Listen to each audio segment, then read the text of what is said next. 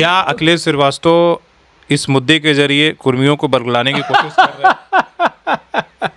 मैंने अपने जीवन का कम से कम 5 साल पूरा का पूरा एक फुल टाइम एक्टिविस्ट के रूप में चांडिल में दिया। विस्थापन का जो मसला था, वहाँ सबसे ज़्यादा कुर्मी और आदिवासी भी थे। कुर्मी और आदिवासी लोग वहाँ से विस्थापित, उनके रिहेबिलिटेशन के लिए मैंने अपने जीवन का 5 साल दिया। 25 साल हो गए झारखंड को बने हुए, और आप आज तक की जो लैंग्वेज है उसको भी आप प्रमोट नहीं कर सके। तो जो आदिवासी हैं, जैसे कुर्मी आदिवासी अगर हैं, तो उनकी ये जो 4 चीज़ें हैं उनके साथ एसोसिएटेड, आप उसको बदल सकते हैं। कोई भी सरकार नहीं बदल सकती। मेरा जो दिकूपना है कि हम बाहर से जो फैक्ट है कि हम बाहर से आए, इसको कोई बदल देगा? नहीं बदल देगा। तो हम तो इसको मान ही ले रहे हैं। तमाम जहाँ पेशा और इस सब की बातें होती थी, अब सब पीछे होकर कुर्मी और आदिवासी की बात होने लगी। कुर्मियों की जो है, ठीक है, आप अधिवक्ता हैं, उनके प्रोकार कर रहे हैं, वो आपकी अलग बात है, लेकिन आप ऐसे करते करते एक तरीके के आदिवासियों की अपमान कर रहे हैं। 40 साल से मैं एक्टिविस्ट हूँ। 40 साल, मेरी उम्र आज 58 साल है। मुझे बहुत सारे जो आदिवासी हैं, जो कुर्मी नहीं है, वो सारे लोग मेरे मित्र हैं। बहुत सारे लोग हमको जानते हैं। नहीं तो इससे पहले कौन लोग थे? कुर्मी लोग तो गिनती के लोग थे। जैसे डॉक्टर बीबी महतो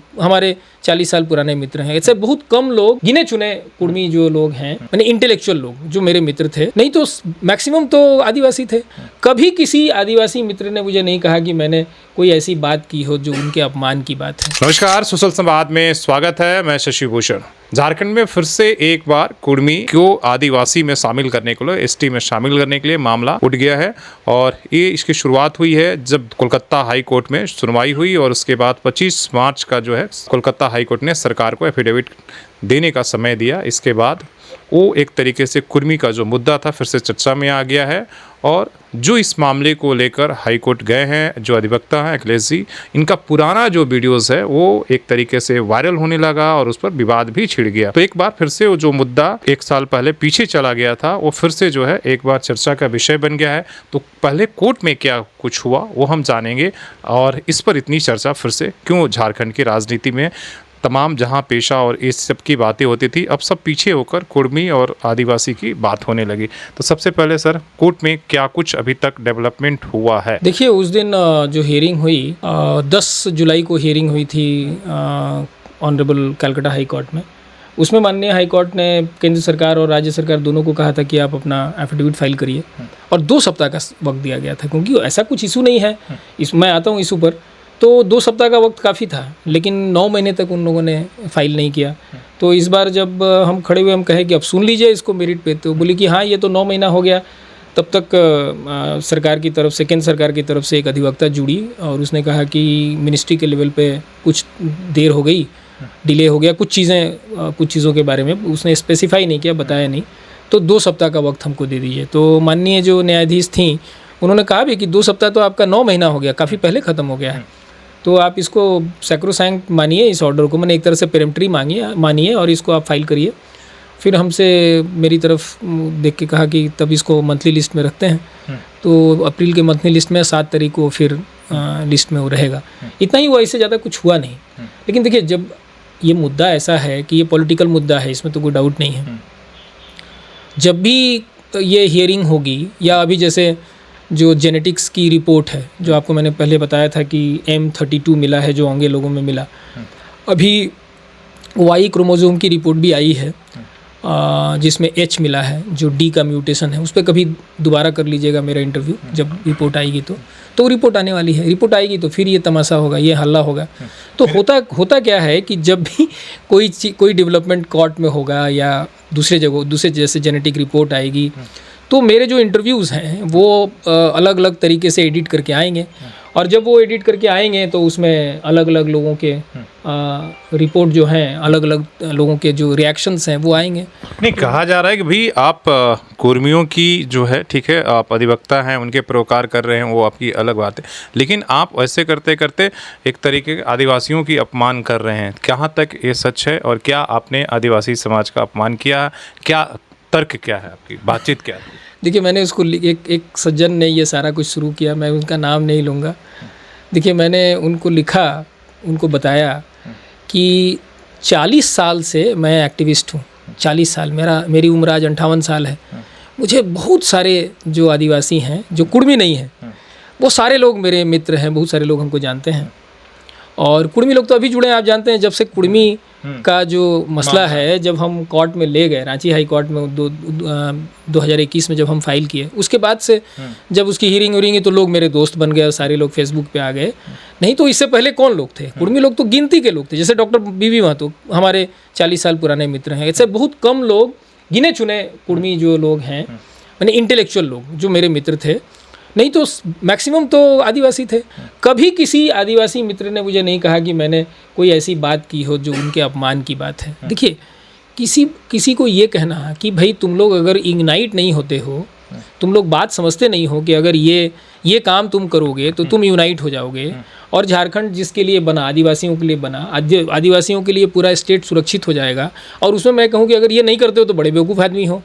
ये गाली नहीं है, ये अपमान करना भी नहीं है, ये उनको एक तरह से इसको क्या कहता है, नहीं, उनको परसुएट करना है कि अरे क्या बेवकूफ़ी कर रहे हो। ये बेवकूफ़ी शब्द जो है ये कोई गाली नहीं है, ये उनको एक तरह से मतलब रियलाइज़ कराना है कि साहब क्या कर रहे हो, तुम जरा सोच कर देखो कि इसका नतीजा क्या होगा, तुम जो लड़ रहे हो आपस में उसका क्या नतीजा होगा, और नहीं लड़ना बंद कर दोगे तब क्या होगा। तब अगर आप एक साथ आ जाओगे तब झारखंड की जो कल्पना थी, जिसमें हम लोग दिकू हैं, मतलब दिकू ये लोग कहते हैं, मतलब हम लोग बाहरी हैं, मतलब हम लोग तो आदिवासी नहीं हैं, लेकिन हम लोग झारखंड आंदोलन के समर्थक रहे और झारखंड आंदोलन में रहे, मैंने अच्छे खासे रहे। हम तो अपना इतिहास, मेरे साथ तो अरविंद अंजुम, दूसरे जो हमारे संगठन के लोग हैं, इन लोगों ने तो बहुत किया और हम लोगों को लाठियाँ लगी, और हम लोगों ने बहुत समय अपने जीवन का, समझिए अरविंद जी तो आज तक दे रहे हैं, मैंने अपने जीवन का कम से कम 5 साल पूरा का पूरा एक फुल टाइम एक्टिविस्ट के रूप में चांडिल में दिया। विस्थापन का जो मसला था, वहाँ सबसे ज़्यादा कुर्मी और आदिवासी भी थे, कुर्मी और आदिवासी लोग वहाँ से विस्थापित, उनके रिहैबिलिटेशन के लिए मैंने अपने जीवन का 5 साल दिया।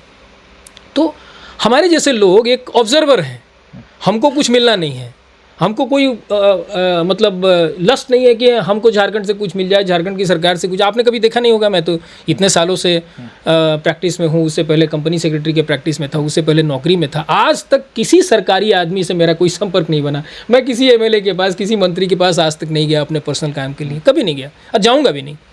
तो हमारे जैसे लोग क्या कह रहे हैं, हमारे जैसे लोग कह रहे हैं कि भाई जिस कारण से झारखंड बना, जिस कारण से हमारे जैसे लोग सपोर्ट किए, जिस कारण से हमारे जैसे लोग भी लाठी खाए, कम से कम उसको समझो और तुम लोग यूनाइट होके ये जो फालतू का विभेद, कुछ लोग अपने वेस्टेड इंटरेस्ट में, कुछ लोग जो ये विरोधाभास खड़ा किए हैं आदिवासी बनाम कुर्मी, इसको समझिए कि उनका इंटरेस्ट क्या है। आप अगर एक हो जाएंगे, 50% 55% आपकी आबादी अगर एक साथ आ जाएगी तो झारखंड पूरा का पूरा आदिवासी लोगों के कंट्रोल में आ जाएगा। तब आप पॉलिसीज़ के बारे में सोच सकते हैं, आप अपने आदिवासी लोगों के फ्यूचर के बारे में सोच सकते हैं। जैसे मैंने अभी आपको कहा थोड़ी देर पहले कि हेल्थ सेक्टर पूरा चरमराया हुआ, आपने क्या किया 20 साल में, आप बताइए।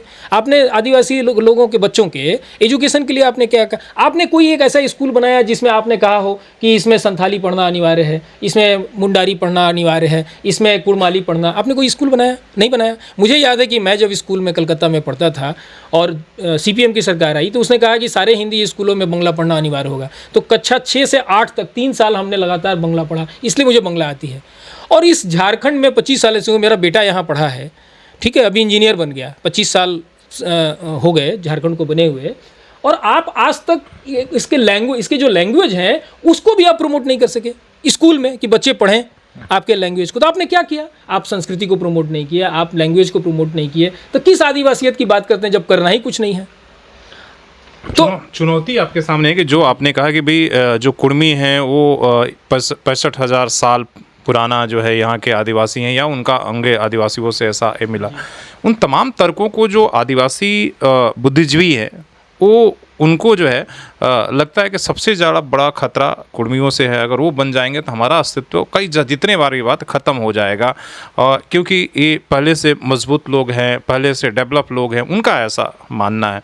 तो ये पूरी जो नैरेटिव है, इसलिए कि इस मुद्दे पर पिछले 4 सालों से जब से कोर्ट में गया उससे पहले से हमारी बातचीत इस मुद्दों को लेकर है, तमाम तरह के विद्वानों से बात हुई।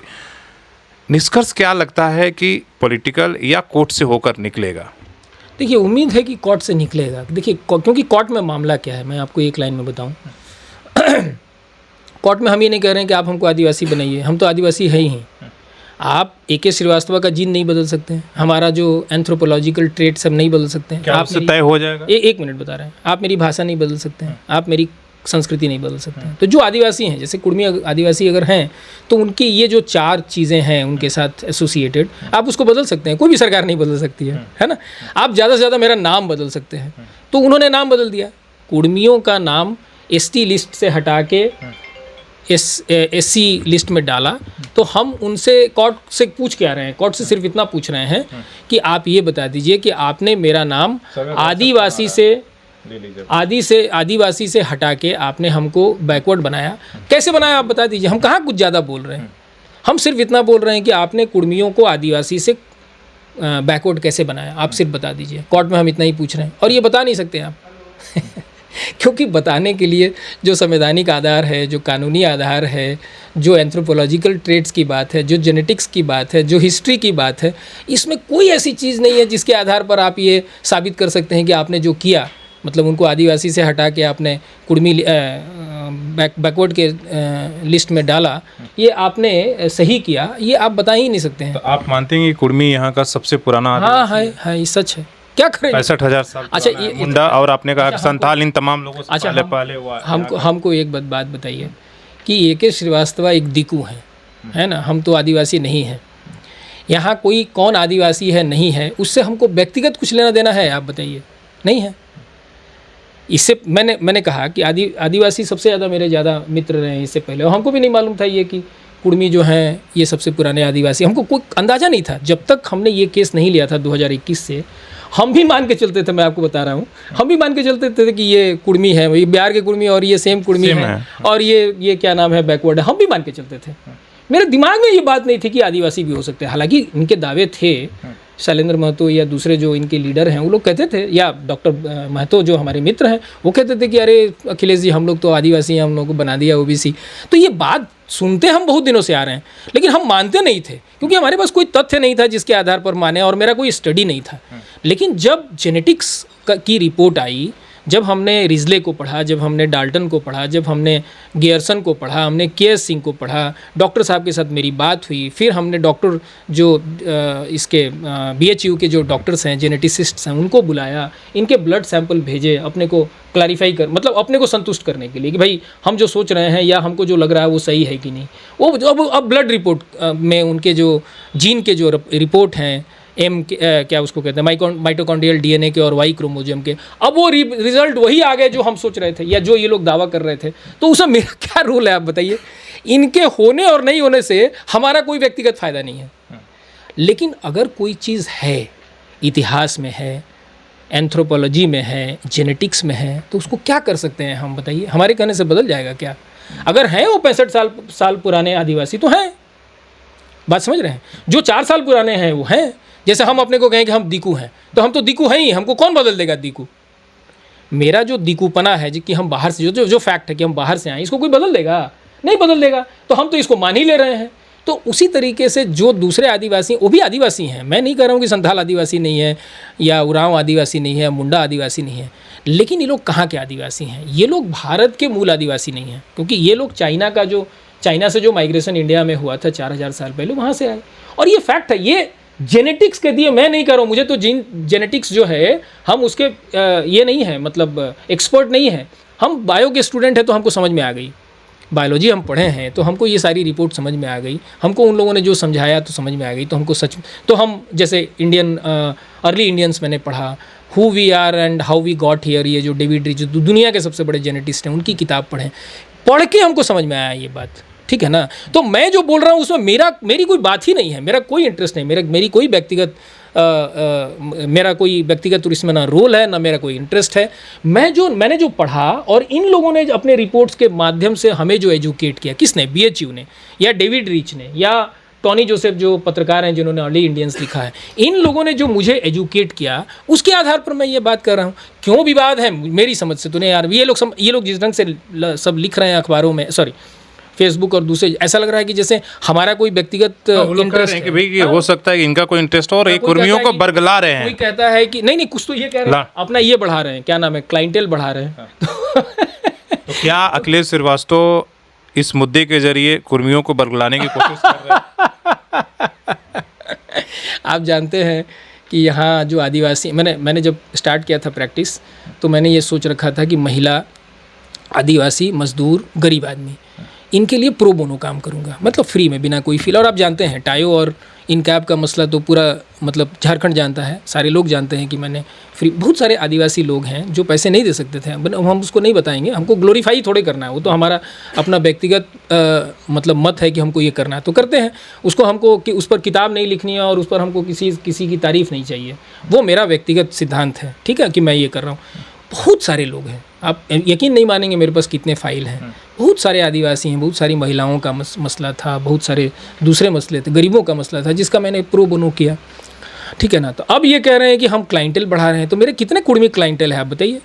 अच्छा, जो है ज़मीन वाले बहुत सारे कुर्मी क्लाइंटेल आए हैं, जो बोकारो के हैं, धनबाद के हैं, जमशेदपुर के हैं, इधर पश्चिमी सिंहभूम के हैं, बहुत सारे हैं, उसमें कोई हमको फ़ी देने वाला नहीं है। आप कहिएगा तो कम से कम 1 दर्जन लोगों को हम बिठा देंगे, वो मेरी फ़ी दे नहीं सकते हैं, उनको मालूम है कि मेरी फ़ी क्या है।